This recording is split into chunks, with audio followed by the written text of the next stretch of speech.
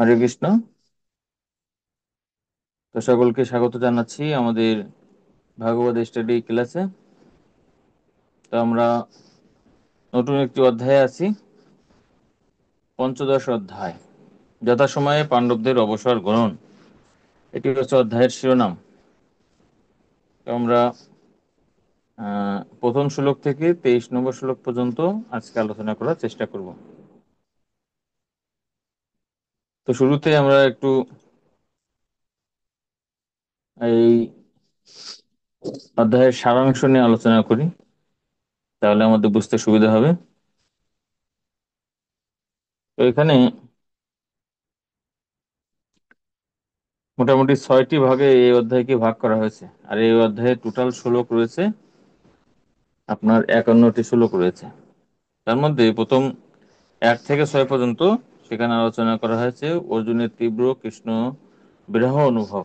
ভগবান শ্রীকৃষ্ণ এই জগৎ থেকে যে অপকট হয়েছেন সেটা কিন্তু অর্জুন উপলব্ধি করতে পারছেন, এবং অর্জুন তো উপলব্ধি করতে পারছেন সরাসরি। আর বাস্তবিক পক্ষে যুধিষ্ঠির মহারাজকে নারদ মুনি যে সমস্ত হিন্টস প্রদান করেছিলেন এবং প্রকৃতির বিভিন্ন ঘটনার মাধ্যমে আমরা পূর্ববর্তী অধ্যায়ে দেখেছি, বিভিন্ন অশুভ লক্ষণের মাধ্যমে যুধিষ্ঠির মহারাজ তিনি উপলব্ধি করতে পেরেছিলেন। আর সেজন্য অর্জুন তার যে বিরহ বেদনা সেটা তিনি কিন্তু লুকিয়ে রাখতে পারেননি। তার কাছে ত্রিভুবন তখন শূন্য মনে হতে লাগলো। সেটা আমরা 1 থেকে 6 নম্বর এই শ্লোকগুলোতে দেখতে পারবো। তারপরে 7 থেকে 17 পর্যন্ত অর্জুন ভগবান শ্রীকৃষ্ণের আনুকূল্য এবং সুরক্ষা তিনি কি কি ভাবে ভগবান শ্রীকৃষ্ণ তাদেরকে রক্ষা করেছিলেন সেগুলো তিনি স্মরণ করেছেন। এবং 18 থেকে 23 নম্বর শ্লোক পর্যন্ত অন্তরঙ্গ মুহূর্ত সমূহ ভগবানের সাথে অর্জুনের, সেগুলো তিনি বিশেষভাবে স্মরণ করছেন। কি কি ভাবে অন্তরঙ্গ ভাবে ভগবানের সাথে যুক্ত ছিলেন এ সম্পর্কে। আর আগামী ক্লাসে আমরা আলোচনা করব 24 থেকে একদম লাস্ট শ্লোক পর্যন্ত। অর্জুনের ভগবানের নির্দেশ সমূহ স্মরণ করছেন,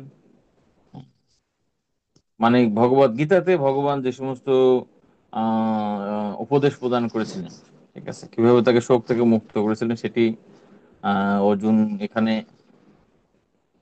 স্মরণ করছেন। তারপরে 32 থেকে 44 পর্যন্ত যুধিষ্ঠির মহারাজ অবসর গ্রহণ, পঞ্চপাণ্ডব সহ তারা অবসর গ্রহণ করেছিলেন।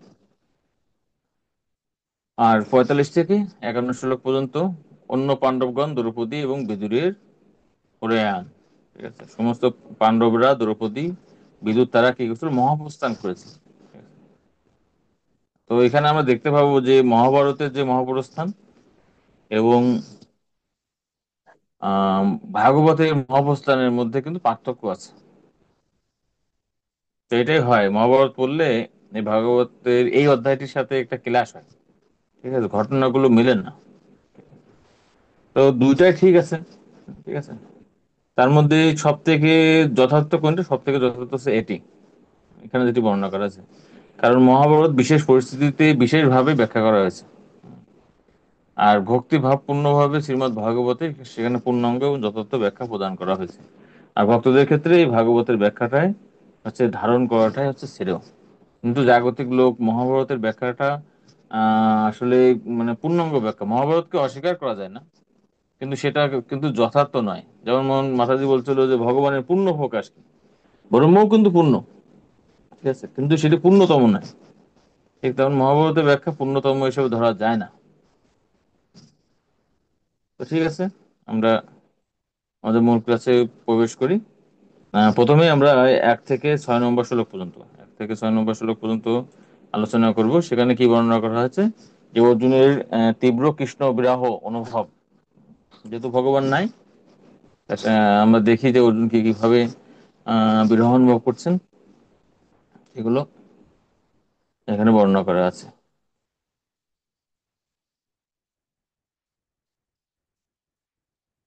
তো শ্লোক নম্বর 1। সুত উবাচ এবং কৃষ্ণ সখ কৃষ্ণ ভ্রাত্রারাজ্ঞ অবিকল্পিতঃ নানা শঙ্কাস্পদম রূপম কৃষ্ণ বিশ্লেষ কর্ষিত। হরে কৃষ্ণ। সুত গোস্বামী বললেন, শ্রীকৃষ্ণের বিরহে কাতর কৃষ্ণ সখা অর্জুনকে তার শ্রেষ্ঠ ভ্রাতা মহারাজ যুধিষ্ঠির এইভাবে নানা প্রকার আশঙ্কাযুক্ত প্রশ্ন জিজ্ঞাসা করলেন। হরে কৃষ্ণ। সুত গোস্বামী বলছেন পূর্ববর্তী অধ্যায়ে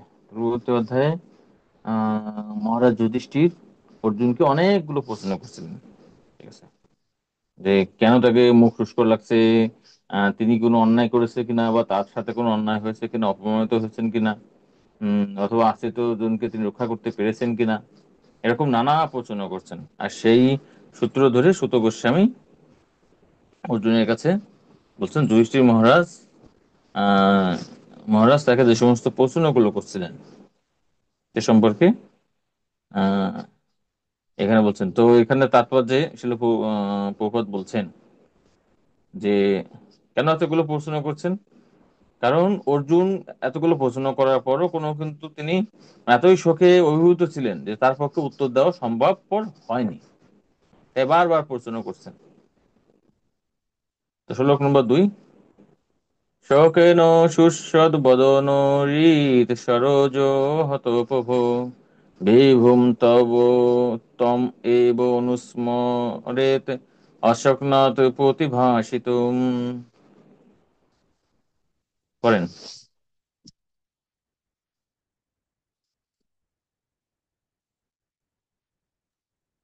হরে কৃষ্ণ। গভীর শোকে অর্জুনের মুখ এবং হৃদয় পদ্ম শুষ্ক হয়েছিল, তাই তার দেহ প্রবাহীন হয়েছিল। এখন পরমেশ্বর ভগবান শ্রীকৃষ্ণের স্মৃতি উদয় হওয়ার ফলে তার পক্ষে উত্তর দেওয়া অত্যন্ত কষ্টকর হয়েছিল। হরে কৃষ্ণ। এখানে বলছেন শোকেন শুষ্যৎ বদনম, মানে তার যে বদন বা মুখ কি হয়েছে, শোকের কারণে শুকিয়ে গেছে। তো অনেক সময় দীর্ঘ শোকে থাকলে অথবা গভীর শোকের মধ্যে থাকলে সেটা কিন্তু বোঝা যায় তার মুখের দিকে, ফেসের দিকে তাকালে, যে আসলে তিনি অনেক কষ্টে রয়েছেন। হৃৎসরজ হতপ্রভ, এবং তার হৃদয়টা মানে মলিন হয়ে গেছে, একদম প্রবাহহীন হয়ে গেছে। বিভূম তম এব অনুস্মরণ, তিনি ভগবান শ্রীকৃষ্ণকে মানে স্মরণ করছেন। ঠিক আছে। অশোকনাথ প্রতি ভাষিতম, অশোকনাথ মানে কি, তিনি সক্ষম হলেন না। ঠিক আছে, তিনি কোনোভাবেই যে আসলে মানে তার কথা বলার শক্তি নাই শোকের কারণে, তাই এখানে বর্ণনা করা হচ্ছে। কৃচ্ছেন সংস্তব সূচ পানিনাম ঋজনেত্রয় পরেক্ষেণ সমন সম্বন্ধ প্রণৌ উৎকণ্ঠ কাতরঃ।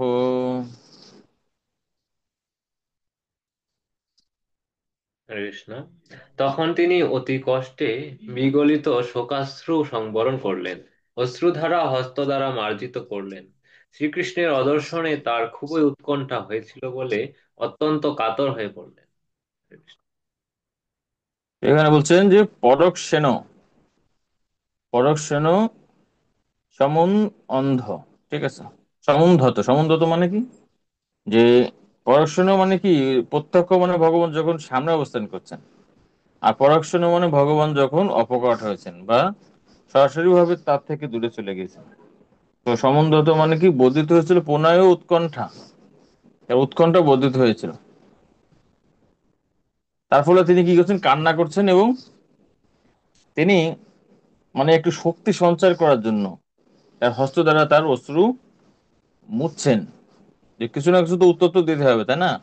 এভাবে থাকলে তো আসলে কেউ কিছু বুঝতে পারবে না।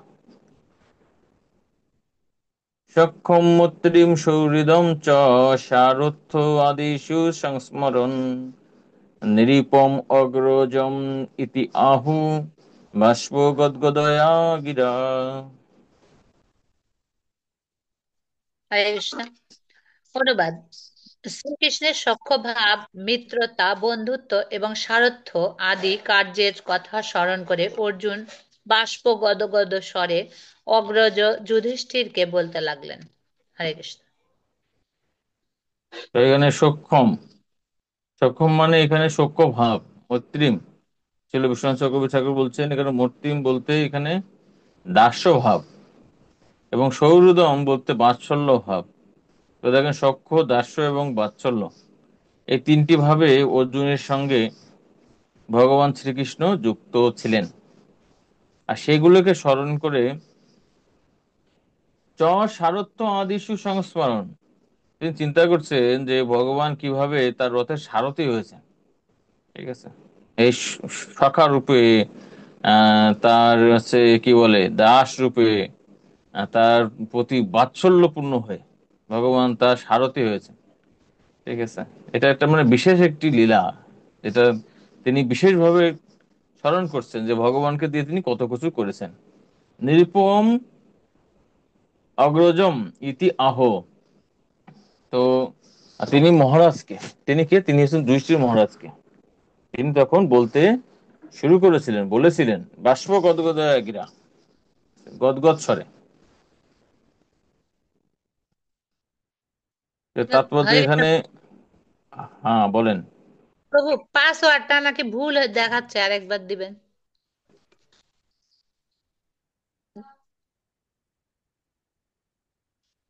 আচ্ছা, তো ভুল হওয়ার কথা না। ভুল দেখাচ্ছে, চেষ্টা করছে বারবার। 230 345 দিয়েছেন। আমাকে একটু বলে দেন, তাহলে হবে। ও আচ্ছা আচ্ছা, সরি, পাঁচটা ভুল গেছে। 268, 268, 327, 268 300। 27। ঠিক আছে প্রভু। ঠিক আছে, ওটা দিয়ে দেন। ওটা ঠিক দেওয়া হয়ে আছে। গেছিল, পার্টিসিপেন্ট আইডি হয়ে গেছিল দেওয়া, এই জন্য এরকম হচ্ছে। আচ্ছা। হুম। তো এখানে যেটি বর্ণনা করা হচ্ছে তাৎপর্য, আপনার তাৎপর্যটা পড়বেন, কারণ অনেক বড় বড় তাৎপর্য আছে এবং কিছু কিছু তাৎপর্যে বিশাল বিশাল কাহিনী আছে। ঠিক আছে, তো সে কাহিনীগুলো আমাদের জানলে, কারণ দেখেন মহাভারত বা অন্যান্য পুরাণ পড়ার আমাদের কিন্তু সময় হয় না। তো সেক্ষেত্রেই এই যে ছিল প্রভুপাদ, বিশেষ করে ব্যক্তি বিশেষ যে তাৎপর্যগুলো প্রদান করছে, সেগুলো আমাদের জন্য অত্যন্ত সহায়ক সেই লীলাগুলো মানে উপভোগ বা অনুধাবন করার ক্ষেত্রে। সেখানে ছিল প্রভুপাদ যেটি বলছেন যে পরমেশ্বর ভগবানের শুদ্ধ ভক্তদের সঙ্গে তার সম্পর্ক সম্বন্ধের মাঝে অতি সর্বাঙ্গ সুন্দর, সর্বাঙ্গ সুন্দর। শক্ররাশে অর্জুন ভগবানের শুদ্ধ ভক্তদের অন্যতম। অর্জুনের প্রতি ভগবানের আচরণ বন্ধুত্বের সর্বোত্তম আদর্শ। তিনি কেবল অর্জুনের শুভাকাঙ্ক্ষী ছিলেন তাই নয়, তিনি ছিলেন তার পরম হিতকারী। আর সেই সম্পর্ক আরো ঘনিষ্ঠ করার জন্য তিনি সুভদ্রার সঙ্গে তার বিবাহের আয়োজন করে তাকে আত্মীয়তার বন্ধনে আবদ্ধ করেছিলেন। ঠিক আছে, তার মানে কত ঘনিষ্ঠ সম্পর্ক ছিলেন, এবং তার রথের সারথি হয়েছেন, এবং বাস্তবিকভাবে এভাবে তিনি অর্জুনকে সখী করেছিলেন, সেটা প্রভুপাদ সেটি বলছেন এখানে। তার মানে এখান থেকে আমরা বুঝতে পারছি যে আসলে ভগবানের সাথে অর্জুনের কত অন্তরঙ্গ সম্পর্ক ছিলেন। ঠিক আছে? তাই সেটি অর্জুন এখানে বিশেষভাবে স্মরণ করছে। অর্জুন উবাচ বাঞ্ছিতোহং মহারাজ হরিণা বন্ধুরূপিণা যেন মে অপরিতম তেজ দেব বিস্ময়াপন্নম মহৎ। হরে কৃষ্ণ। অর্জুন বললেন, মহারাজ, পরমেশ্বর ভগবান শ্রীহরি, যিনি আমার প্রতি ঘনিষ্ঠ বন্ধুর মতো আচরণ করতেন, তিনি আজ আমাকে ছেড়ে চলে গেছেন। তাই আমার যে বিপুল তেজ দেবতাদেরও বিস্ময় উৎপাদন করত, তা অপহৃত হয়েছে। হরে কৃষ্ণ। তো অর্জুন এখানে বলছেন, প্রথমে যে শব্দটি বলছেন সেটা কি, সেটা বলছেন বাঞ্ছিত অহম। বাঞ্ছিত নেই, বঞ্চিত অহম। ঠিক আছে, তো বঞ্চিত শব্দের অর্থ কি? বঞ্চিত মানে মানে আমি, হয় না যে আমাকে বঞ্চনা করা হয়েছে, প্রতারিত করা হয়েছে। তো এখানে বলছেন যে বঞ্চিত অহম, আমি বঞ্চিত হয়েছি, প্রতারিত হয়েছি মহারাজ। ঠিক আছে, অথবা এখানে বঞ্চিত হওয়া থেকে যে ভগবান থেকে দূরে চলে আসছে। ভগবান যেহেতু নাই, তাই বলছে ভগবান থেকে বিচ্ছেদের কথা তিনি বলছে, ভগবান থেকে আমি বিচ্ছিন্ন হয়েছি, অথবা ভগবান কর্তৃক আমি প্রতারিত হয়েছি। ঠিক আছে? তো এখানে প্রতারিত হওয়ার অর্থে ব্যবহৃত হচ্ছে না এটা। ঠিক আছে? এটা হচ্ছে যে ভগবান থেকে বিচ্ছিন্ন হয়েছে। মহারাজু হরি না বন্ধু রূপী না, হরি কৃষ্ণ তিনি আমাদের বন্ধু ছিলেন, আর সেই বন্ধু আমার পরম বন্ধু থেকে আমরা বিচ্ছিন্ন হয়েছি। জানো মেয়ে উপরিতম তেজ। আর ভগবান যখন থেকে আমরা বিচ্ছিন্ন হয়েছি বা ভগবান যখন অপকার হয়েছে, তার ফলে কি হয়েছে, যে আমার যে তেজ, ঠিক আছে, আমার তেজ মানে এখানে শক্তি। ঠিক আছে? দেব বিস্ময় আপন্নম মহৎ। আর আমার এই তেজকে এমনকি স্বর্গের দেবতাদেরও বিস্ময় উৎপাদন করেছে। এই জড় জগতের আর কি কথা। আর যেহেতু ভগবান এখানে নাই, তার ফলে কি হয়েছে, আসলে তিনি স্বীকার করছেন যে আমার যে তেজ ছিল, শক্তি ছিল, সেগুলো তিনি বুঝতে পারছেন কার থেকে আসছে, সরাসরি ভগবান থেকে আসছে। ঠিক আছে? তাই ভগবানও নাই। ঠিক আছে? আর সাথে সাথেই আমার এই শক্তি তেজ অপহৃত হয়েছে। তাই বলছেন আমার যে বিপুল তেজ দেবতাদেরও বিস্ময় উৎপাদন করত, তা অপহৃত হয়েছে। তো এটা এখানে আসলে যে তাৎপর্যটি প্রদান করা হয়েছে, সেটা আসলে সকলের জন্য বিশেষভাবে গুরুত্বপূর্ণ, ভক্তদের জন্য অত্যন্ত গুরুত্বপূর্ণ এখানে বর্ণনা করা হচ্ছে। তো শিল প্রভুপাদ এখানে এই যে ভগবদ গীতার দশম অধ্যায়ের 41 নম্বর যে শ্লোক রয়েছে, যে এই বিশ্বে যজ্জৎ বিভূতম মৎসর্তম, ঠিক আছে, যে এই পৃথিবীতে বা বিশ্বে যা কিছু ঐশ্বর্যময় শ্রী বীর্য জ্ঞান দেখা যায়, সেগুলো কি, যে মম তেজ অংশ সম্ভূত, আমার তেজ বা শক্তি থেকে উদ্ভূত হয়েছে বলে জানবে। তার মানে প্রত্যেকটা শক্তির পিছনে প্রত্যক্ষ পরোক্ষ ভাবে কার হাত রয়েছে, ভগবানের হাত রয়েছে। তো এখানে বলছেন ভগবান যখন তার নিত্য মুক্ত পার্শ্বদের পরিভূত হয়ে এই পৃথিবীতে অবতরণ করেন, তখন তিনি কেবল তার নিজেরই দিব্য শক্তি প্রদর্শন করেন তা নয়, তার পার্শ্বদ ভক্তদেরও তার শক্তিতে আবিষ্ট করে তার অবতরণের উদ্দেশ্য সাধন করেন। তার মানে প্রত্যেকটা শক্তি যেমন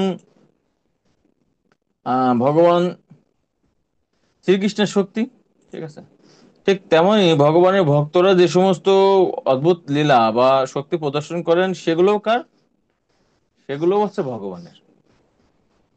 তার মানে অর্জুন যে শক্তি প্রকাশ করেছেন, সেটি কার শক্তি, সেটি হচ্ছে ভগবানের শক্তি। তার শক্তি হলে তো ভগবান অপকট হওয়ার সাথে সাথে শক্তিগুলো তো হারিয়ে যেত না। সেটা কিন্তু অর্জুন উপলব্ধি করতে পারছে, কিন্তু সাধারণ জীব হিসেবে আমরা সেটাকে উপলব্ধি করতে পারি? ঠিক আছে? আমরা কিন্তু সেটি উপলব্ধি করতে পারি না। তাই তাৎপর্যের এই অংশে, দ্বিতীয় অংশে এখানে অর্জুনের মনোভাবটা বোঝানো হচ্ছে। ঠিক আছে? ভগবান তার অবতারণের উদ্দেশ্যে উদ্দেশ্য সাধন করার জন্য অর্জুনকে যে তেজ এবং বীর্যে আবিষ্ট করেছিলেন, তার উদ্দেশ্য সাধনের পর দেবতাদেরও বিস্ময় উৎপাদনকারী অর্জুনের সেই অলৌকিক শক্তি অপহরণ করেছিলেন। কারণ ভগবত ধামে ফিরে যাওয়ার জন্য সেই সমস্ত শক্তির কোনো প্রয়োজন হয় না। ঠিক আছে? তাই আমাকে যে ভগবানের স্পেশাল শক্তি লাভ করতে হবে ভগবত ধামে যাওয়ার জন্য, হ্যাঁ, সেটা কিন্তু কোনো গুরুত্বপূর্ণ বিষয় না। আমাদের স্পেশাল কিছু থাকা লাগবে না। যেমন অনেকে মনে করে যে না, আমি যদি কোনো বিশেষ সেবা করতে পারি, আমার মধ্যে যদি কোনো মানে কারিশমেটিক কিছু থাকে, তাহলে আমি তো অনেক প্রচার করতে পারবো। আর ভগবান আমার প্রতি অত্যন্ত সন্তুষ্ট হবে, কৃষ্ণ। আর সাথে সাথে তিনি বলবে, বাবা তোমার তো অনেক প্রতিভা রয়েছে, আসো তুমি আগে আগে ভগবত ধামে আসো। আর যারা একটু কম প্রতিভাপন্ন, তাদের আর ভগবত ধামে যাওয়ার কোনো সুযোগ হবে না। ঠিক আছে? তা বলছি যে যেহেতু জড়জগতের এই সমস্ত কার্য সম্পাদন করার জন্য এই ধরনের বিশেষ শক্তির প্রয়োজন হয়, কিন্তু ভগবত ধামে যাওয়ার জন্য তো আর সেই শক্তির প্রয়োজন হয় না। তাই অর্জুন এই কার্য সম্পাদন হয়ে গেছে, অর্জুনের কিন্তু সেই বিশেষ শক্তি নাই। আর তার কিন্তু সে নিজের যে আধ্যাত্মিক শক্তি আছে, তার বলেই কিন্তু খুব সহজে তিনি ভগবত ধামে গমন করছেন। তাই আমাদেরকে কখনো কি করা উচিত নয়, অহংকৃত মানে অহংকার আচ্ছন্ন হওয়া উচিত নয়। ঠিক আছে? এটা ছিল প্রভুপাদ এখানে বলছে। দেখেন কত সুন্দর তাৎপর্য ছিল প্রভুপাদ এখানে আমাদের জন্য প্রদান করছে। যে অর্জুনের মতো মহান ভক্ত অথবা স্বর্গের দেবতারাও যদি ভগবানের শক্তিতে আবিষ্ট হন, এবং ভগবান দ্বারাই সেই শক্তি থেকে বঞ্চিত হন, তাহলে তাদের তুলনায় অতি নগণ্য সাধারণ জীবদের কথা বলে আর কি হবে? অতএব কারো পক্ষেও ভগবানের কাছ থেকে ধার করা শক্তিতে গর্বিত হওয়া উচিত নয়। কিন্তু এই জগতে আমরা দেখি, সাধারণ জীবের কথা বাদই দিই, আমরা যারা ভক্তরাও আছি, অনেক সময় আমরাও কিন্তু গর্বিত হয়ে যায় না, যে আমি ভালো কীর্তন করি, অমুক ভক্ত ভালো কীর্তন করতে পারে না, তারপরে আমার কথা সবাই শুনে, ঠিক আছে, আমি বললে সবাই মোহিত হয়ে যায়, বাকিদের কথা শুনতে চায় না, আমি ভালো পাঠ দিই, আমি ভালো ম্যানেজমেন্ট করতে পারি, ঠিক আছে। কিন্তু ভগবানের কাছে কি? ভগবানের কাছে যিনি হয়তো দিনে কয়েক ফোঁটা চরণামৃত দিচ্ছেন, তার সেবাটা, ঠিক আছে, যেমন একজন বিশাল কিছু করছে, তার সেবা এখন। তো এই ক্ষেত্রে সেভ কোনটা? সেভ করছে যিনি হচ্ছে চরণামৃত প্রদান করছেন। আমি যদি হ্যাঁ বিশাল সেবা করলাম, হাইলাইটিং সেবা, কিন্তু আমি অহংকারী হয়ে গেলাম, আমার ওই সেবার কোনো মূল্য থাকবে? কারণ যদি ভগবানের কাছে গিয়ে বলি আমার জন্য কেন হচ্ছে ভগবত ধাম দেওয়া হলো না, ঠিক আছে, যদি এটা বিচার দিই, আমি কত কত সেবা করছি, কত ভক্ত তৈরি করছি, তখন ভগবান বলবেন যে তুমি হাজার হাজার ব্যক্তিকে ভক্ত তৈরি করছো, কিন্তু তুমি নিজে ভক্ত হওনি। তো সেজন্য আমাদের কি, ঠিক আছে, যে অধিক কিছু করতে হবে, হ্যাঁ, সেবার খাতিরে বা বিশেষ কোনো বিশেষ কাজ প্রচারের সাথে আমাদের ভক্ত তৈরি করতে হবে, হাইলাইটিং সেবা গ্রহণ করতে হবে, সেটা ঠিক আছে, ঠিক আছে। কিন্তু এই যে ভক্ত সুলভ যে বিনয়, এই যে শক্তিটা প্রদান করছে যে গুরু কৃষ্ণ, সেটা আমাদেরকে স্মরণ করতে হবে। কিন্তু অর্জুন দেখেন এত কিছু করছে, কিন্তু তার উপলব্ধি থেকে কখনো যায়নি যে এই শক্তিগুলো কাজ ছিল, এই শক্তিগুলো ছিল ভগবানের, ঠিক আছে। আর আমরা তার তুলনায় একদম নগণ্য, কিন্তু আমরা মনে করি সেটা হচ্ছে আমাদের শক্তি। তাই এই বিষয়ে আমাদেরকে আরো বেশি সচেষ্ট হওয়া উচিত, ঠিক আছে। এই জন্য এই তাৎপর্যগুলো আমাদের জন্য অত্যন্ত গুরুত্বপূর্ণ। একদম লাস্টে প্যারা এখানে বলছেন, প্রকৃতিস্থ মানুষের কর্তব্য ভগবানের এই ধরনের কৃপার জন্য কৃতজ্ঞতা অনুভব করে ভগবানের সেবায় তার সে শক্তিকে নিয়োগ করা। তো সকলের শক্তি যদি ভগবানের হয়, তো দেখবেন অনেকেই দেখবেন সেই শক্তি কিন্তু ভগবানের কাজে ব্যবহার করছেন না। তাই তাৎপর্যের প্রথম চারটি প্যারা হচ্ছে ভক্তদের জন্য, আর লাস্টের প্যারাটি বলছে যারা এখনো সেই শক্তি ভগবানের সেবায় নিযুক্ত করেননি তাদের কথা বলা হচ্ছে। ভগবান যে কোনো সময় সেই শক্তি প্রত্যাহার করে নিতে পারেন, তাই ভগবানের সেবাতে এই ধরনের শক্তি ও ঐশ্বর্যের প্রয়োগ করা হলে সেগুলি সর্বোত্তম উপযোগিতা। আমার শক্তি আছে ভগবানের মহিমা প্রচার করা, তাহলে সেটিকে আর অবহেলা না করে কি করা উচিত? ভগবানের সেবায় ব্যবহার করা উচিত। দেখেন কত সুন্দর তাৎপর্য শিল প্রভুপাদ এখানে প্রদান করছেন, ঠিক আছে। বঞ্চিত হম মহারাজ হরিণা বন্ধুরূপিণা জানমে উপ উপরিতম তেজ, আমার সমস্ত শক্তি উপরিত হয়েছে দেব বিস্ময় পূর্ণ মহৎ, যেটি দেবতাদের বিস্ময় সৃষ্টি করেছিল। 6 নম্বর শ্লোক। যস্য ক্ষণ বিয়োগেন লোকহি অপ্রিয় দর্শনঃ কুকথেন রহিত হি এষ মৃতক পুচ্যতে যথা। হরে কৃষ্ণ। আমি তাকে হারিয়েছি যার ক্ষণকালের বিরহে এই সমগ্র ভুবনের সবকিছুই প্রাণহীন, দেহের মতো অপ্রিয় এবং শূন্য বলে মনে হয়। হরে কৃষ্ণ। হরে কৃষ্ণ। তো এখানে তিনি বলছেন যস্য ঘন বিয়োগন, ভগবান থেকে তিনি ভগবানের সাথে এমন ভাবে যুক্ত ছিল, বা পাণ্ডবেরা ভগবানের সাথে এমন ভাবে যুক্ত ছিল যে ভগবান যদি কিছু কালের জন্য, আমরা দেখেছি না কয়েকটা অধ্যায় আগে, ভগবানের দ্বারকা যাত্রা, তখন সে সমস্ত ভক্তদের, কুন্তী মাতা, অর্জুনের কি অবস্থা হয়েছিল, তাই না? আর সেই ভগবান এখন কি এই পৃথিবীতেই নাই, তিনি তার প্রকৃত আলোয় গোলক বৃন্দাবনে গমন করছেন। তাই বলছো যস্য ক্ষণ বিয়োগন, যার এই অল্প একটু বিচ্ছেদ আমরা সহ্য করতে পারতাম না, লোকহি অপ্রিয় দর্শনম, এই জগতের প্রত্যেকটা জিনিস আমাদের কাছে অপ্রিয় মনে হতো, উতেক্তনু রহিত হইয়েছ, এবং আমরা মনে করতাম, অর্জুন মনে করতেছে যে আমার হয়তো শরীর থেকে মানে প্রাণটি হচ্ছে বেরিয়ে গেছে, যে ভগবানকে দর্শন তিনি না করতে পারলেন। মৃত্যুকে পচ্ছেতে যথা, এবং এই যে জগৎটাকে তার কি মনে হয়, ঠিক আছে, অপ্রিয় দর্শনম। কেমন অপ্রিয় মনে হয়? যেমন হচ্ছে মৃতদেহ প্রতি কেউ কি হয়, আকর্ষিত হয়? আকর্ষিত হয় না, কিন্তু খুবই ঘৃণার বা একটু অপ্রিয় বস্তু, মানুষ চায় যে সেটাকে কি করতে, দ্রুতই সেটাকে সৎকার করতে বা মানে বের করে দিতে। তাই বলতেছে মনে হচ্ছে যে যেমন জীবিত দেহের প্রতি আমাদের কি কত আসক্তি থাকে, কিন্তু আমাদেরই মৃতদেহের প্রতি কিন্তু কোনো আসক্তি থাকে থাকে না। কারণ সেখানে কোন বস্তুটি নাই, সেখানে হচ্ছে আত্মা নাই। ঠিক তেমনি ভগবান নাই।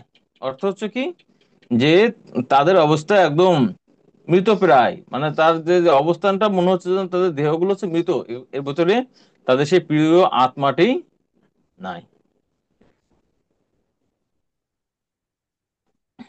তো আমরা প্রথমে 1 থেকে 6 পর্যন্ত আলোচনা করলাম। অর্জুনের তীব্র কৃষ্ণ বিরহ সেটা আমরা দেখেছি। এখন অর্জুনের হচ্ছে ভগবান শ্রীকৃষ্ণের যে আনুকূল্য এবং কি কি ভাবে ভগবান তাদেরকে সুরক্ষা প্রদান করছে, সেটা এই 7 নম্বর থেকে 17 নম্বর শ্লোক পর্যন্ত আলোচনা করা হয়েছে।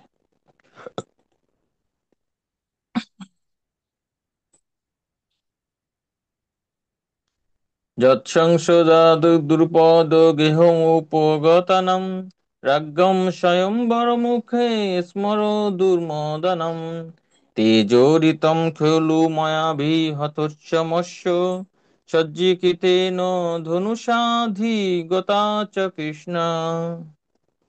পড়েন। হরে কৃষ্ণ। অনুবাদ।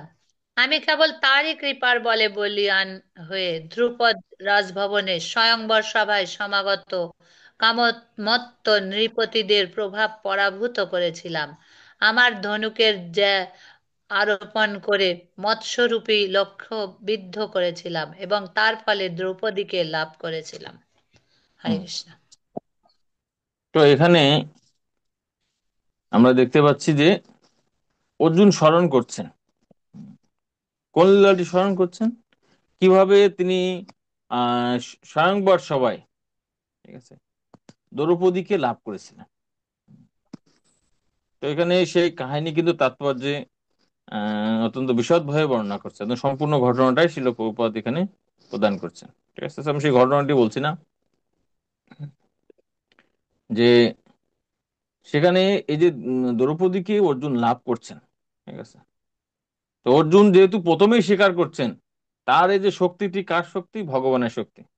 ঠিক আছে, তাই তিনি দেখবেন পরবর্তী যত ঘটনা আছে প্রত্যেকটি ঘটনার মধ্যে তিনি ভগবানের এই যে শক্তি প্রদান করছেন, ঠিক আছে, সেটা তিনি উপলব্ধি করতে পেরেছেন। এবং লাস্টের দিকে আমরা দেখব আসলে যে সে শক্তিটা যে ভগবানেরই ছিল। তো সেটা উপলব্ধি করার জন্য খুব বেশি আসলে ইসের দরকার নেই, কারণ অর্জুন স্বর্গের দেবতাদেরকে পরাজিত করছেন, আর সেই অর্জুন কি সাধারণ কিছু ব্যক্তিদের দ্বারা পরাজিত হয়ে তিনি ফিরে আসছেন, তাই না? তার মানে তার যেহেতু তিনি ভক্ত, তিনি উপলব্ধি করতে পারছেন, একই সাথে তার বাস্তব ঘটনা তার এই বিশ্বাসকে আরো বেশি সুদৃঢ় করেছিল।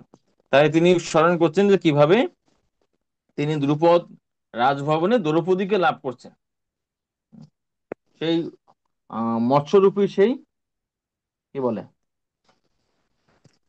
সেই যে লক্ষ্য ভেদ করে তিনি লাভ করেছেন।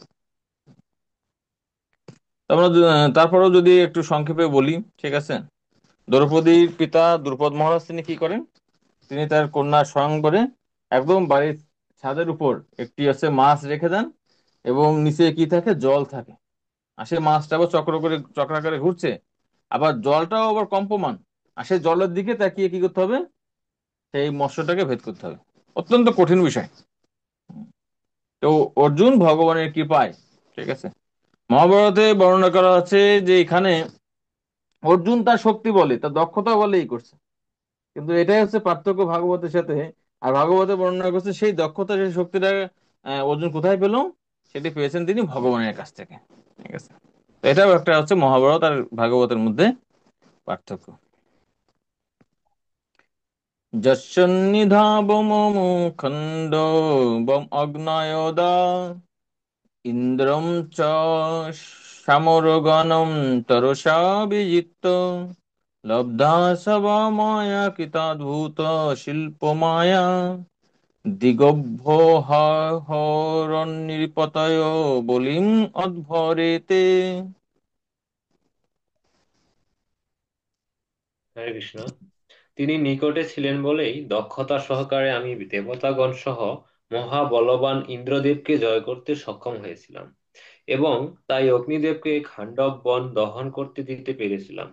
কেবল তারই করুণায় সেই জ্বলন্ত খাণ্ডব বনের মধ্যে থেকে ময়দানব রক্ষা পেয়েছিল, এবং তাই আমাদের আশ্চর্য স্থাপত্য শিল্পমণ্ডিত মায়াময়ী সভাগৃহটি আমরা গড়ে তুলতে পেরেছিলাম, যে সভাগৃহে সমস্ত নরপতিরা রাজকীয় যজ্ঞের অনুষ্ঠানে সমবেত হয়েছিলেন এবং আপনাকে শ্রদ্ধার্ঘ্য নিবেদন করেছিলেন। এখানে তিনি স্মরণ করছেন যে একবার কি হয়েছিল যে অগ্নিদেব ইন্দ্রের অগ্নিদেব ভগবান এবং অর্জুনের কাছে আসেন বিরামন রূপে, যে আমি খুব ক্ষুধার্ত, তো ঠিক আছে তোমাকে আমি আহার দিব। তাই আমার সাধারণ আহার হবে না, আমার এই খাণ্ডব বন আমাকে দহন করতে হবে, কারণ এই দেবতাদের ঘি খেতে খেতে আমার পেটের সমস্যা হয়ে গেছে। ঠিক আছে, তখন কি করেন, অর্জুন হচ্ছে এই খাণ্ডব বন দহন করেন। আর খাণ্ডব বনকে রক্ষা করতো কি, ইন্দ্রদেব রক্ষা করতো। ঠিক আছে, এই কারণ সেখানে যে ময়দানব রয়েছে সে ছিল ইন্দ্রের বন্ধু ছিলেন। ঠিক আছে, তো তার ফলে ইন্দ্র সেটি রক্ষা করতে, তাই বলছে যে ইন্দ্র যাতে বৃষ্টিতে যাতে এই আগুন নেভাতে না পারে, তুমি আমাকে একটু হেল্প করলে হবে, আমি নিজেই এই বন দহন করতে পারবো। ঠিক আছে, তার ফলে সেখানে যে সমস্ত পশু পাখি অসুরেরা ছিল তারা সকলে কি হয়ে যায়, যে পুরো ভস্মীভূত হয়ে যায়। আর যেহেতু এখানে ময়দানব যিনি অসুর ছিলেন, তো তিনি কি করেন, তিনি অর্জুনের পায়ে পড়েন। তো শিল প্রভুপাদ বলছেন যে ভগবানের থেকে ভক্ত বেশি কৃপাময়। তা যেহেতু তিনি অর্জুনের চরণে তিনি পতিত হয়েছেন, তাই ভগবানও তাকে রক্ষা করছেন। এবং পরিশেষে ময়দানব অর্জুনকে বলছে আমি কিছু দিতে চাই, অর্জুন সেটা নিতে চায়নি। আর তখন কৃষ্ণ বলেন যে একটি একটি সুন্দর সভা তৈরি করে দিতে। তাই ইন্দ্রপ্রস্থের যে সভাটি, যে রাজগৃহটি, সেটি ময়দানব এগো দেয়। এবং আমরা জানি মহাভারতে যে কি সেখানে যে গিয়ে মানে দুর্যোধন নিজেই আছে অপমানিত হয়েছে, তাই না? তিনি বুঝতে পারছেন না যে কি করবেন, কোথায় যাবেন, এত মানে বিস্ময়কর সভা। আর এটি সম্পূর্ণ মানে সম্পূর্ণ হয়েছে কার সহায়তায়, সেটা হচ্ছে কৃষ্ণের সহায়তায়। এখানে সুন্দরভাবে এখানে আহ শিল প্রভুপাদ বর্ণনা করছেন, আপনারা পড়ে নেবেন। যত্তেজসা নৃপশিরঙ্গী মখন মখার্থম আর্য অনুজস্তব গজাযুত সত্যবীর্য এনা আরুতা প্রমথ নাথ মখায় ভূপা যৎমোচিত তদ্নয়ন বলি অধ্যরেতে। হরে কৃষ্ণ। 10,000 হাতির শক্তি সমন্বিত আপনার ভ্রাতা ভগবানেরই কৃপায় বধ করেছিলেন জরাসন্ধকে, যার পদযুগল বহু নৃপতিদের দ্বারা পূজিত হতো। জরাসন্ধের মহাভৈরব যজ্ঞে বলি দেওয়ার জন্য এই সমস্ত রাজাদের নিয়ে আসা হয়েছিল, কিন্তু তারা এইভাবে মুক্ত হয়েছিলেন। পরে তারা আপনাকে কর প্রদান করেছিলেন। হরে কৃষ্ণ। হম তো এখানে যে কিভাবে জরাসন্ধকে বধ করা হয়েছিল, তো মহাভারত পড়লে বা এই দু একটি শ্লোক পড়লে আমাদের মনে হবে যে ভগবান শ্রীকৃষ্ণ হয়তো জরাসন্ধকে কি পরাজিত করতে পারবেন না বলে কাকে নিয়ে গিয়েছেন, ভীমের দ্বারা পরাজিত হয়েছে। তো আমরা যদি ভাগবত পড়ি তখন আমরা বুঝতে পারি যে ভীম একবার জরাসন্ধকে পরাজিত করছেন। ঠিক আছে, কৃষ্ণের সহায়তা, ভগবান শ্রীকৃষ্ণ তার পূর্বে 18 বার জরাসন্ধকে পরাজিত করেন। আমরা যদি ভাগবতের দশম স্কন্ধ আমরা দেখি, তাই না, 18 বার পরাজিত করেন। ঠিক আছে, তার মানে কি ভগবানের কিন্তু ভীমের সহায়তার দরকার ছিল। আসলে ভগবান ভীমের সহায়তার কোনো দরকার ছিল না, কিন্তু ভগবান কি করেন, তার নিজের থেকে তার ভক্তকে বেশি ক্রেডিট দিতে চান। ঠিক আছে, এজন্য তিনি অর্জুনকে বলছেন যে হে অর্জুন, এ সমস্ত যে সমস্ত রাজন্য বর্গরা রয়েছে তারা ইতিমধ্যেই আমার দ্বারা নিহত হয়ে আছে, আর তুমি শুধু কি করো, আহ আহ, তাদেরকে বধ করো আর ক্রেডিট নাও। ঠিক আছে, ঠিক তেমনি ভাবে এখানে বলছেন যে আমরা যদি দেখি যে যৎ তেজসা, যার তেজ বা শক্তিতে নির্ভরশীল অঙ্ঘ্রি। ঠিক আছে, নির্ভরশীল অঙ্ঘ্রি, অঙ্ঘ্রি মানে কি, যে সমস্ত রাজারা ছিল। ঠিক আছে, তাদেরকে জরাসন্ধ কি করছেন, যে মহৎ মখার্থম, মহাযজ্ঞের জন্য, ঠিক আছে, তাদেরকে সকলকে বেঁধে রাখছে।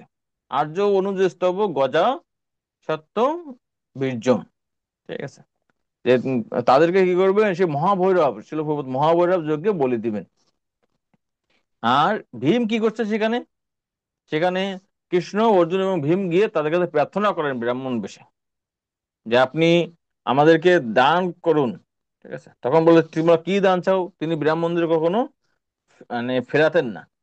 তখন বলছে আপনারা যুদ্ধ করতে চাই। আর জরাসন্ধ তখন সকলকে দেখে বলছে এরা দুর্বল, তিনি ভীমকে চুজ করে নেন এবং ভীমের সাথে সঙ্গে যুদ্ধ করেন। ভীম কোনোভাবে তাকে পরাজিত করতে পারেন না। তখন কৃষ্ণ সেই ট্রিকটা বলে দেন, যে জন্মের সময় কিভাবে জরাসন্ধে দুটি ভাগ জরা নামক রাক্ষসী এক করেছিলেন, এবং সেটাকে আবার ভেদ করতে পারলেই এই জরাসন্ধ নিহত হবে। তার মানে দেখেন, যদিও ভীম ছিলেন 10,000 হাতির সমান হচ্ছে বলশালী, তবুও তিনি কিন্তু তাকে বধ করতে পারছেন না। কে সেই হিংসা প্রদান করছে? কৃষ্ণ প্রদান করছে। ঠিক আছে, এখানে সুন্দরভাবে বর্ণনা করা আছে, আপনারা বিষয়টি পড়লে বুঝতে পারবেন। পত্নাতব ধীমখ কিলিপ্ত মহাভিষেক সাগৃষ্ট চারু কবরম কিতৈব সবায়াম স্পৃষ্টম বিকৃজ্য পদয় পতিতাশ্রু মুখা যত্তাৎ স্ত্রিয় অকৃত অতেশ বিমুক্ত কেশঃ। হরে কৃষ্ণ। অনুবাদ। রাষ্ট্র ও যজ্ঞোৎসবে বিশেষভাবে পবিত্র এবং সুন্দর বস্ত্র আভরণে সজ্জিতা তোমার পত্নীকে যখন দুষ্কৃতকারীরা কেশ আকর্ষণ করেছিল, তখন সে উন্মত্ত নয়নে শ্রীকৃষ্ণের চরণে পতিত হয়েছিল এবং তিনি সেই দুষ্কৃতকারীদের পত্নীদের কেশ বেনি মুক্ত করেছিলেন। তো এখানে বর্ণনা করছে যে পত্নাতব, হে মহারাজ যুধিষ্ঠির, আপনার পত্নী দ্রৌপদীকে যে আহ, অধি মখ ক্লিপ্ত মহাভিষেক, দ্রৌপদীর কেশটি ছিল, চুলটি ছিল অত্যন্ত সুন্দর, এবং রাষ্ট্রযজ্ঞে তার যে আম, আহ, কেশ, সেটি হচ্ছে মহা অভিষেকের মাধ্যমে পবিত্র করা হয়েছিল। ঠিক আছে, আর তার সেই কেশ আকর্ষণ করছে কে? তার সেই কেশ আকর্ষণ করছে হচ্ছে, কর্ষণ করছে আহ কি বলে, তার ভাইয়ের নাম কি ছিল শাসন। দুর্যোধনের? কি ছিল বুঝলাম না। দুঃশাসন। হ্যাঁ, দুঃশাসন। দুঃশাসন। দুঃশাসন, ইয়েস। আর তার ফলে কি, যে সমস্ত রাজন্য বর্গ, ঠিক আছে, দুঃশাসন তো মারা গেছেই, তার পত্নী তো তাদের তো কেশ মুক্ত হয়েছে, মানে বিধবা হলে কেশ মুক্ত হয়ে যায় না, কেশ তো বিধবারা তো বন্ধন করে না। ঠিক আছে, তো বলছেন যে যারাই সেখানে উপস্থিত ছিলেন এই এই অসৎ সভায়, তিনি কি করছেন, প্রত্যেককে কিন্তু সেই মহাভারত যুদ্ধে পরাজিত করে তাদের পত্নীদেরকে বিধবা করছেন, এবং সমস্ত তাদের স্ত্রীদেরকে, ঠিক আছে, স্ত্রীদেরকে তিনি কেশমুক্ত করেছেন। তাই এখানে শিল প্রভুপাদ বলছেন যে ভগবান তো অনেক সময় কি করেন, যে তার প্রতি অপরাধ তিনি সহ্য করেন না, কিন্তু ভক্তের প্রতি অপরাধ তিনি সহ্য করতে পারেন না। ঠিক আছে, সেটাই এখানে শিল প্রভুপাদ এখানে বলছেন, যে এখানে দেখেন সুন্দরভাবে,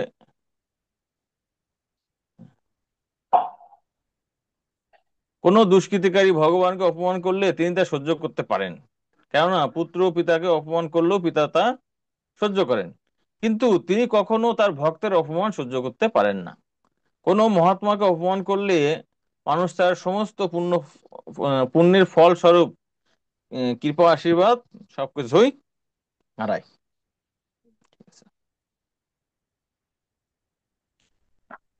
11 নম্বর শ্লোক।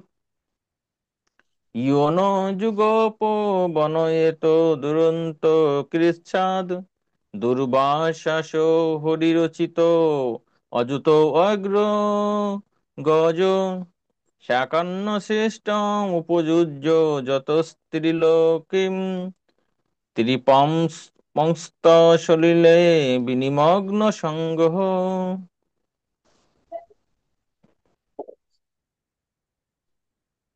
হরে কৃষ্ণ।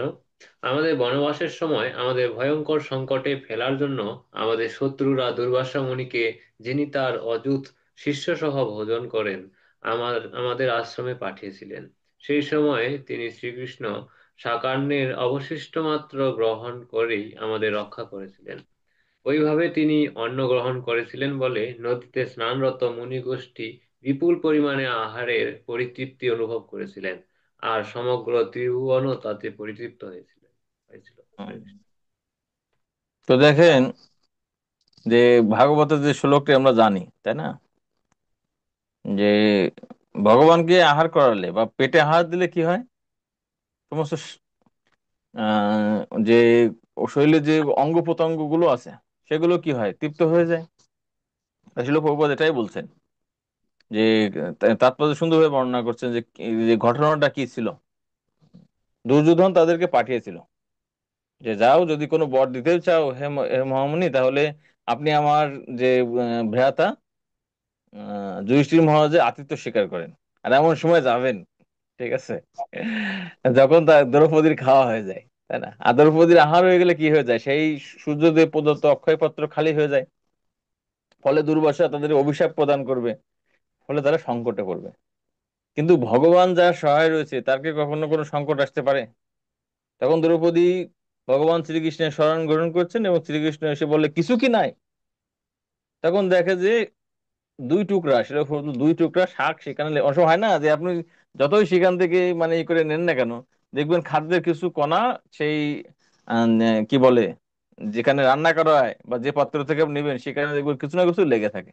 ভগবান সেখান থেকে নিয়ে সেই সামান্য একটু তিনি তার মুখে দিয়েছেন, আহার করছেন। ফলে কি হয়েছে, যে সমস্ত ব্রাহ্মণরা বা মুনি ঋষিরা তারা হচ্ছে দুর্বাসা মুনির সাথে এসেছেন, তারা সবাই কি তৃপ্তির ঢেকুর প্রদান করছেন। এবং অনেক সময় হয় না যে মানে সাধারণ ঢেকুর না, যে ভুরি ভোজ করছে, এবং শেষ পর্যায়ে দেখা যাচ্ছে এত মিষ্টি খেয়েছে, সবকিছু খেয়েছে, যে বলে না আর খেতে পারবো না। এরকম হয় না, একটা মানে নাভিশ্বাস খাওয়া থাকে বলে, ঠিক আছে, তারপরে আমরা একটা দাঁড়াও আর যাবে না, এরকম একটা অনুভব করছে। আর তখন দুর্বাসা চিন্তা করছেন, যুধিষ্ঠির মহারাজ এত মহান ব্যক্তি, আমাদের জন্য না জানি কত কিছু আয়োজন করছে, এখন আমরা যদি গিয়ে সেখানে না খাই, তিনি অপ্রসন্ন হবে। তিনি যদি আমাদেরকে যদি আবার পাল্টা অভিশাপ দেয় যে আমার এত কষ্ট করে আয়োজন করে আপনারা খেলেন না, তাই তারা আবার সেখান থেকে ভীত হয়ে স্নান করেই সেখান থেকে চলে যান, ঠিক আছে। তো সুন্দরভাবে শিল প্রভুপাদ এখানে তাৎপর্য বলছেন এই দুর্বাসা মুনি কে এবং কাহিনীটি, ঠিক আছে, সম্পূর্ণ কাহিনী আছে। হম। তো এটা পড়লে সেটা আমার বিশদ কাহিনী বর্ণনা করছেন। হুম। এই তো আমরা যে বিষয়টি বলছিলাম, যেটা মূল শিক্ষা, যে এই ঘটনাটি থেকে প্রমাণিত হয় যে ভগবান হচ্ছেন সর্বশ্রেষ্ঠ যোগী। তাই তিনি যোগেশ্বর নামে পরিচিত। এই ঘটনাটি থেকে আমরা একটি শিক্ষাও লাভ করা এই ঘটনা থেকে আরেকটি শিক্ষাও লাভ করা যায় যে প্রত্যেক গৃহস্থের কর্তব্য হচ্ছে ভগবানকে ভোগ নিবেদন করা। আর তার ফলে সকলেই, এমনকি 10 সহস্র অতিথি পর্যন্ত সম্পূর্ণরূপে তৃপ্ত হবেন। এটি হচ্ছে ভগবত ভক্তির পন্থা। ঠিক আছে। 12 নম্বর শ্লোক। যত্তেজস্য অথ ভগবান যদি শূলপাণি বিস্ময়ার্পিত গিরিজ অস্ত্রম আদন্নিজমে অন্যেপি চা অহম মুনৈব কলবরেণ প্রাপ্ত মহেন্দ্র ভবনে মহোদাসন অর্ধম। হরে কৃষ্ণ। অনুবাদ। তারই প্রভাবে আমি যুদ্ধে দেবাদিদেব মহাদেবকে এবং তার পত্নী পার্বতীকে বিস্ময়ান্বিত করতে সমর্থ হয়েছিলাম। তিনি শিব তখন আমার প্রতি প্রসন্ন হয়ে তার নিজের অস্ত্র প্রদান করেছিলেন।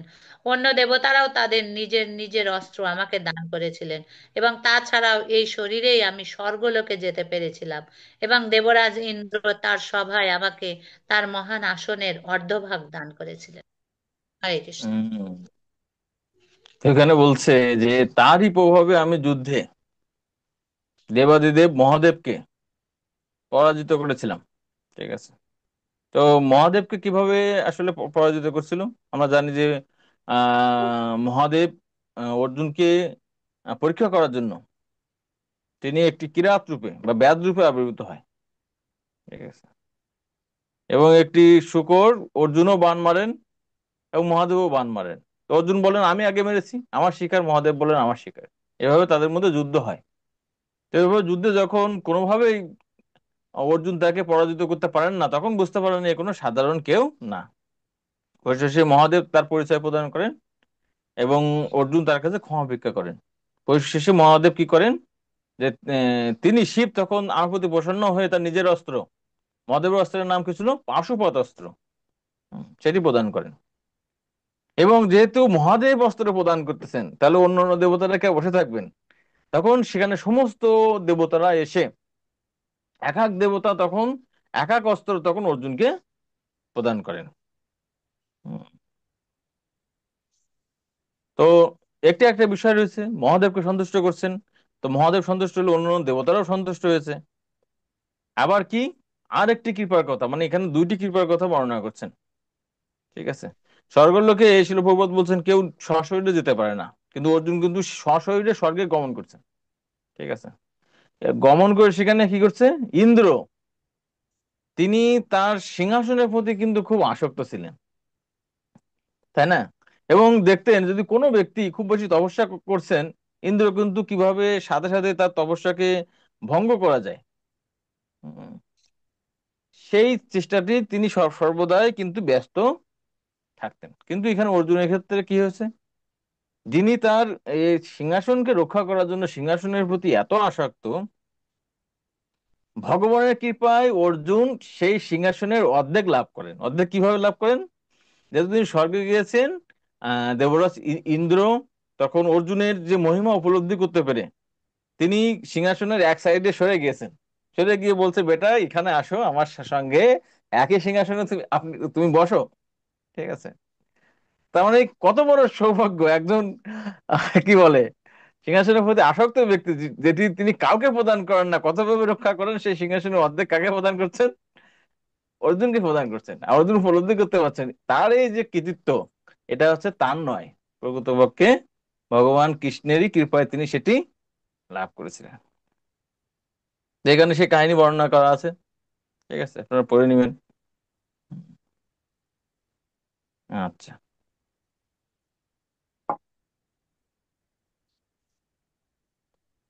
তত্রয়েব মে বিরহ হত ভুজদণ্ড যুগ্মম গান্ডীব লক্ষণম অরাতিবধায় দেবা সিন্দাশ্রিতা যদনুভাতি তম আজমির তিনা অহম অদ্যমুষিত পুরুষেন ভুম্না। পড়েন। হরে কৃষ্ণ। যখন আমি অতিথি রূপে কয়েকদিনের জন্য স্বর্গলোকে অবস্থান করছিলাম, তখন দেবরাজ ইন্দ্র সহ সমস্ত দেবতারা নিবাতক বট নামক এক অসুরকে সংহার করার জন্য গান্ডীবধারী আমার বাহুযুগলের আশ্রয় গ্রহণ করেছিলেন। হে আজমির রাজবংশের বংশধর, এখন আমি পরম পুরুষোত্তম ভগবানকে হারিয়েছি, যার প্রভাবে আমি এত শক্তিশালী হয়েছিলাম। হরে কৃষ্ণ। তো শিল ভগবত বলছেন যে স্বর্গের দেবতারা ছিলেন অত্যন্ত শক্তিশালী। ঠিক আছে। কিন্তু অর্জুন ছিলেন সরাসরি ভাবে যেহেতু ভগবানের প্রতি নির্ভরশীল, ভগবানের ভক্ত ছিলেন, তাই তার শক্তি আরো অনেক বেশি ছিল। তাই সৃষ্টির সময়, এই জড়জগৎ সৃষ্টির সময় ব্রহ্মার থেকে দুই ধরনের ওষুধ সৃষ্টি হয়েছিল। এক ধরনের ওষুধ গুচ্ছকে বলা হয় নিবাত কবচ, আর এক ধরনের অসুর হচ্ছে কালকেয়। তাদের আলাদা গ্রহলোক ছিল এবং সেই সমস্ত গ্রহলোক নিয়ে তারা এই মহাবিশ্বে বা কি বলে, হ্যাঁ মহাবিশ্বে তারা আছে ঘুরে বেড়াতো। এবং মাঝে মাঝে এসে তারা কি করতো, তারা এই দেবতাদেরকে উৎপাত করতো। আর উৎপাত শেষে তাদেরকে যখন আবার তাড়া দেওয়া হতো, তখন তারা গিয়ে তাদের যে গ্রহলোকে অবস্থান করতো। তাই দেবতারা তাদের বধ করতে পারতো না। এই অর্জুন যখন স্বর্গলোকে গিয়েছেন, তার পিতা তাকে অর্ধ সিংহাসন প্রদান করছেন। আর তখন তাকে বলছে যে বাবা খুব বিপদে আছি, এই যে নিবাত কবচ অসুর খুব বিরক্ত করে, তো তুমি গিয়ে, আমরা কোনো দেবতাই তাদেরকে বধ করতে পারছে না, তুমি গিয়ে তাদেরকে বধ করে এসো। যখন অর্জুন কি করেন, তার গান্ডিবকে নিয়ে তার রথে করে গিয়ে সেই সমস্ত, ঠিক আছে, এই ওষুধের যে লোকটা, সেখানে একটি কবচ আছে, কবচ মানে কি? সুরক্ষা বলয় রয়েছে। আর সেটা হচ্ছে নিবাত। বাত মানে কি? বাত মানে হচ্ছে বাতাস। বাতাস দ্বারা একটি সুন্দর কবচ রয়েছে, সেটি ভেদ করতে পারে না। কিন্তু অর্জুন সেটাকে একদম মানে দগ্ধীভূত করেন। তাদেরকে সকলকে তিনি বধ করেন। এবং ফেরার সময় তিনি দেখেন যে আরেকটি গ্রহ লোক দেখা যাচ্ছে, সেখানে কিছু অসুর আছে। আমরা সেটা কি বলছিলাম, কালকে অসুর। ঠিক আছে। তো ইন্দ্র কিন্তু সেটিকে কিন্তু তাদেরকে বধ করতে কিন্তু বলেননি। তো যেহেতু তারাও দেবশত্রু, তাই তিনি পিতার মনোভাব বুঝতেন। ঠিক আছে। তাই তিনি তাদেরকেও সেখানে বধ করেন। তাই বলছেন যে দেবতারা যাদেরকে পরাজিত করতে পারে না, আর সেই অসুরদেরকে বধ করছে কে? আমি আমার বাহুযুগলের দ্বারা তাদেরকে বধ করেছি। আর সেই শক্তিটা আমি কোথা থেকে পেয়েছি? যে সেই ভগবানের কাছ থেকে, যারা আমরা যাকে আমরা হারিয়েছি, বা যিনি আমাদের মাঝে এখন নেই।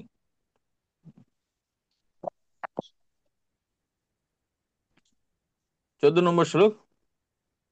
যদ্বান্ধব কুরু বলাব্ধিম অনন্ত পারম एको রথেন তত রেহম অহম অতির্য সত্যম প্রত্যারিতম বহুধনম চ ময়া পরেশম তেজাস্পদম মণিময়ম চারিতম শিরেভ্য।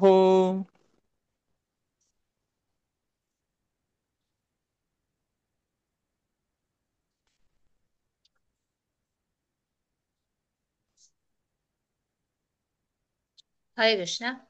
অনুবাদ। কৌরবদের সামরিক শক্তি ছিল বহু অজেয় প্রাণী সমন্বিত সমুদ্রের মতো, এবং তার ফলে তা ছিল দূরতিক্রম্য। কিন্তু তার সাথে বন্ধুত্বের ফলে আমি রথারূঢ় হয়ে তা অতিক্রম করতে সক্ষম হয়েছিলাম, এবং তারই কৃপার প্রভাবে আমি গোধন ফিরিয়ে আনতে এবং সমস্ত তেজের উৎসস্বরূপ বহু রাজাদের মণিময় শিরভূষণ বলপূর্বক সংগ্রহ করতে সক্ষম হয়েছিলাম। হরে কৃষ্ণ। প্রভু মানে রথারূঢ় মানে অর্থটা বললো। রথারূঢ় মানে যিনি রথে অবস্থান করতেছেন। হুম। তো এখানে বলছে যে কৌরবদের মানে কুরুক্ষেত্রের যে যুদ্ধ, মহাভারত যুদ্ধের কথা বর্ণনা করছেন প্রথম অংশে, এবং দ্বিতীয় অংশে বলছেন বিরাট রাজ্যে অজ্ঞাতবাসের শেষ সময় যে যুদ্ধ হয়েছিল। তাই দুইটি যুদ্ধের কথা তিনি চিন্তা করছেন, যেখানে কৌরবদের সামরিক শক্তিকে তুলনা করছেন সমুদ্রের মতো বিশাল, 11 সৈনিক রয়েছে। আর সেখানে কি রয়েছে? সমুদ্রে অনেক সময় হাঙর, তিমি, কুমির আদি যে ভয়ঙ্কর যে জন্তু থাকে। তাই বলছে যে সমস্ত মহারথী, ঠিক আছে, রয়েছে, তারা ঠিক এই সমুদ্রের দূরতিক্রম্য বিশাল বিশাল প্রাণীর মতো, যাদেরকে কিন্তু সমুদ্রে থেকে কিন্তু তাদেরকে করা যায়, পরাজিত করা যায়। অনেক সময় দেখা যাচ্ছে যে জলের প্রাণীকে ডাঙায় খুব সহজে মানে বশে আনা যায়, কিন্তু জলে তো তারা অত্যন্ত শক্তিশালী। আর অর্জুন কি করছেন? সেই জলে গিয়ে তাদেরকে অবলীলায়, ঠিক আছে, তার বন্ধু কৃষ্ণের সহায়তায় তাদেরকে পরাজিত করছে। তাই সেই মহাভারত যুদ্ধের কথা তিনি স্মরণ করছেন। আর বিরাট রাজ্যে অজ্ঞাতবাসের শেষে সেখানে যে আহ কৌরবরা আক্রমণ করছিল, ঠিক আছে, গোধন, গোধন মানে গাভীদেরকে হরণ করছিলেন তারা।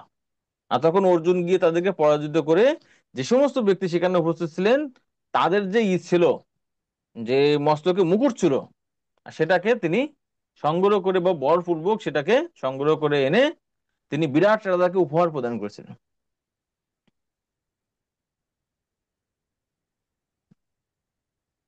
15 নম্বর।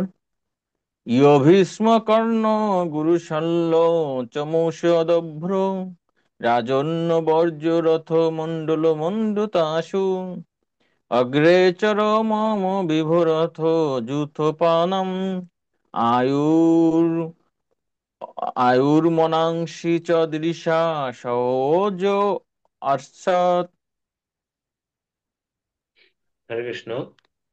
তিনি তাদের আয়ু হরণ করে নিয়েছিলেন, এবং তিনি যুদ্ধক্ষেত্রে ভীষ্ম, কর্ণ, দ্রোণাচার্য, শল্য প্রমুখ কৌরব রাজন্যবর্গের দ্বারা রচিত বিপুল সৈন্যসজ্জা থেকে মনোবল এবং ওজ হরণ করেছিলেন।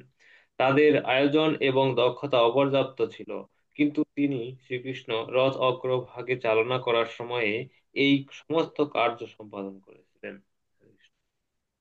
হরে কৃষ্ণ। তো এখানে বর্ণনা করছেন যে যুদ্ধক্ষেত্রে যে- আমরা আগের শ্লোকে দেখেছি যে সমুদ্রে মানে মহা মহা শক্তিশালী যে সমস্ত জলজন্তুর সঙ্গে তুলনা করা হচ্ছে, তারা কারা ছিল? ভীষ্ম, কর্ণ, দ্রোণাচার্য, শল্য, এই সমস্ত রাজনরা ছিল অত্যন্ত শক্তিশালী। ঠিক আছে, কিন্তু তারা তো শক্তিশালী হলেও ভগবান কি করছেন? তাদের মনোবল, শক্তি এবং আয়ু হরণ করছেন। ঠিক আছে, যেটা আমরা কিন্তু ভগবত গীতাতেও কিন্তু দেখতে পাই। ঠিক আছে, আয়ু হরণ করছে। তার ফলে তাদেরকে কি করা হয়েছে? খুব সহজে, যদিও তারা ছিল অত্যন্ত দক্ষ, ঠিক আছে, কিন্তু ভগবান যেহেতু সামনে ছিলেন, তাদের সেই শক্তি কিন্তু আর কাজ করতে পারেনি। অর্জুন সেই সমস্ত বিষয় তিনি এখানে স্মরণ করছেন। তো আজকে আমরা এই না, দুইটা শ্লোক পড়বো, 16-17। যদ্দস্যু মাপো নিহিতম গুরু ভীষ্ম কর্ণ ন ন তৃপ্তি নপোত্তৃতি গর্ত শল্য সন্দবো বাল্লিক আদৈ অস্ত্রাণি অমোঘ মহিমানি নিরূপিতানি ন উপশ্রীষু নিরিহরিদাসম ইব আসুরানি। হরে কৃষ্ণ। অনুবাদ। অসুরদের অস্ত্রসমূহ যেমন নৃসিংহদেবের পরম সেবক প্রহ্লাদের অঙ্গ স্পর্শ করতে পারেনি, তেমনি তার শ্রীকৃষ্ণের কৃপায় ভীষ্ম, দ্রোণ, কর্ণ, ভূরিশ্রবা, সুশর্মা, শল্য, জয়দ্রথ এবং বাল্মীক প্রভৃতি বীর চূড়ামণিদের প্রযুক্ত অব্যর্থ বীর্য অস্ত্রসমূহ আমার কে স্পর্শ করতেও সমর্থ হয়নি। হরে কৃষ্ণ। তো তিনি একটি এখানে উপমা প্রদান করছেন। প্রহ্লাদ মহারাজকে কত ভাবে তার বসুর পিতা হত্যা করার জন্য চেষ্টা করছেন, কিন্তু ভগবান শ্রী নৃসিংহদেবের কৃপায় তার কি কিন্তু কোনো ক্ষতি হয়নি। তেমনই এখানে বলছেন যে ভগবান শ্রীকৃষ্ণের কৃপায় ভীষ্ম, দ্রোণ, কর্ণ, ভূরিশ্রব, সুশর্মা, তারপর জয়দ্রথ, বাল্লিক, শল্য আদি যে সমস্ত অস্ত্র মানে নিক্ষেপ করেছিলেন, তারা ছিল অব্যর্থ। ঠিক আছে, তো কৃষ্ণের কৃপায় সেগুলো কিন্তু কোনো কিছু হয়নি। তাই যুদ্ধ শেষে 18 দিন পরে আহ শ্রীকৃষ্ণ অর্জুনকে বলছেন যে, হে অর্জুন, তুমি আগে নামো। তো বলছে, না কৃষ্ণ, তুমি আগে নামো। তখন বলছে, না না না, তখন অর্জুন আগে নামছে, এবং কিছু নামার পর সাথে সাথে একটা মহাবিস্ফোরণ হয়েছে রথে, এবং সেই রথটি সেখানেই পুড়ে ছাই হয়ে যায়। তখন বলে যে এতদিন পরে, ঠিক আছে, কেন এই বিস্ফোরণ হলো? তখন বলছে, যেহেতু আমি ছিলাম, তাই এই সমস্ত অস্ত্র, এই যত মিসাইল আছে, সেগুলো খালি এই রথটি ভিতরে গ্রহণ করছে, আর যখন আমি নেমে আসছি সাথে সাথে কি হয়েছে? বিস্ফোরণ হয়েছে। ঠিক আছে, তাই এই লীলা তিনি কিন্তু স্মরণ করছেন যে কোনোভাবেই কিন্তু অর্জুনের পক্ষে কিন্তু জয়লাভ করা বা পাণ্ডবদের পক্ষে সম্ভব ছিল না, যদি না কৃষ্ণ সেখানে থাকতো। কিন্তু কৃষ্ণ থাকার কারণে কি হয়েছে? তিনি বলছেন আমার কেশ স্পর্শ পর্যন্ত করতে পারেনি। আর তাছাড়া এই সমস্ত যোদ্ধাদের অস্ত্র, ভীষ্ম, দ্রোণাচার্য আদি, ঠিক আছে, সেটা অসম্ভব ছিল। অর্জুন সেটা কিন্তু যুদ্ধক্ষেত্রে বা পরবর্তী ঘটনার মাধ্যমে তিনি সেটা বুঝতে পেরেছিলেন। এখানে কর্ণের কাহিনী আছে সুন্দর। ঠিক আছে, কুরুক্ষেত্রে, মহাভারতের কর্ণের যে ইগুলো রয়েছে, ঠিক আছে, মানে যাদের যাদের নাম আছে প্রত্যেকের কাহিনী এখানে বর্ণনা করা আছে, মহাভারতের মেইন মেইন কাহিনীগুলো। আচ্ছা, সৌতবিত কুমতি নাত্মদৈশ্বর মে যৎপাদ পদ্মম অভবায় ভজন্তি ভব্বা মাম শ্রান্ত বাহ অমর মরয় রথিন ভূমিষ্ঠম না প্রাহুরঞ্জদ অনুভাব নিরস্ত চিত্তা। হরে কৃষ্ণ। যখন আমার তৃষ্ণার্ত অশ্বদের জন্য জল আনতে আমি রথ থেকে নেমেছিলাম, তখন তারই কৃপায় শত্রুরা আমাকে বধ করতে দ্বিধা করেছিল। আর জগতের উদ্ধারকর্তা আমার সেই পরমেশ্বর ভগবানেরই প্রতি আমার কুমতিবশত তাকে আমার রথে সারথি রূপে নিযুক্ত করতে দুঃসাহসী হয়েছিলাম। কারণ শ্রেষ্ঠ ব্যক্তিরা পর্যন্ত মুক্তি লাভের জন্য তারই উদ্দেশ্যে ভজনা করেন এবং ভক্তি সেবা নিবেদন করে থাকেন। হরে কৃষ্ণ। হরে হম। কৃষ্ণ। তো একবার মানে যুদ্ধের সময় কি অর্জুনের যে রথের যে ঘোড়া ছিল, তারা কি ছিল? তারা তৃষ্ণার্ত হয়ে গেছিল। তা অর্জুন সেখানে রথ থামিয়ে কি করছিল? জল আনতে গিয়েছিলেন, ঠিক আছে। শত্রুরা তখন তাকে আঘাত করেনি। আর বলছে যে এই ভগবান, ঠিক আছে, তিনি আবার সেই ভগবানকে চিন্তা করছেন, বিশেষ করে রথ চালক হিসেবে নিযুক্ত করার কারণে তিনি নিজে লজ্জিত হয়েছেন। যে তাকে আমি, যে ভগবানকে সকলেই ভজনা করে, তাকে আমি কি করছি, সারথি রূপে নিযুক্ত করেছি, ঠিক আছে। তো এরকম একটা কাহিনী আছে দক্ষিণ ভারতের, যে অর্জুনকে খুব গালাগালি দেয়, ঠিক আছে। তো অর্জুন এসে বলতেছে যে তুমি কেন, আচ্ছা, অর্জুনকে গালাগালি দাও? তাই বলছে যে আমার যে প্রভু কৃষ্ণকে অর্জুন কি করছে, অর্জুন হচ্ছে রথের সারথি তৈরি করছে, তাই আমি সবসময় আমার সাথে একটা রাখি, ছুরি রাখি, ঠিক আছে। আর সেই ছুরি দিয়ে আমি কি করবো, অর্জুনকে যদি পাই তখন আমি তাকে হত্যা করবো। মানে অর্জুনের একটা অহংকার হয়েছিল যে আমি মনে হয় কৃষ্ণের সব থেকে বড় ভক্ত। তো তার ফলে সেটা থেকে তিনি মুক্ত হয় যে না না না, আমার থেকে বড় ভক্ত আছে, যাকে আমি মানে সারথি তৈরি করছে, আর তাকে খুঁজছে, মানে আমাকে খুঁজতেছে বধ করার জন্য।